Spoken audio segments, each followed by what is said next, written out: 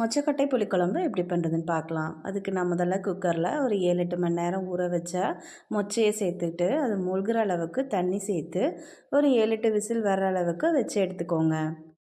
அடுத்ததாக ஒரு மிக்சி ஜாரில் கொஞ்சமாக தேங்காய் சேர்த்துட்டு 1/2 ஸ்பூன் அளவுக்கு சீரகம், ஒரு வெள்ளைப்பூடு, 4-5 வெங்காயம் சேர்த்துட்டு நல்லா அரைச்சி எடுத்துக்கோங்க. அடுத்ததாக ஒரு கடாயில் நல்லெண்ணெய் சேர்த்துக்கோங்க. அதில் கடுகு உளுந்தம் பருப்பு சேர்த்துட்டு சின்ன வெங்காயம் சேர்த்து நல்லா வதக்கிக்கோங்க. அதோட நான் கருவேப்பிலை சேர்த்துட்டு நல்லா வதக்கிக்கிறேன். இது கூட நான் கட் பண்ணி வச்சுருக்கிற தக்காளி சேர்த்துக்கிறேன். ஒரு தக்காளி சேர்த்துட்டு அதையும் நல்லா வதக்கிக்கோங்க. அது வதங்குறதுக்காக உப்பு சேர்த்துருக்குறேன். அதுக்கப்புறமா ஒரு 1/4 ஸ்பூன் அளவுக்கு மஞ்சள் தூள், 1 டேபிள் ஸ்பூன் அளவுக்கு குழம்பு மிளகாய் தூள் சேர்த்துட்டு எண்ணெய் பிரிகிற அளவுக்கு நல்லா வதக்கி எடுத்துக்கலாம்.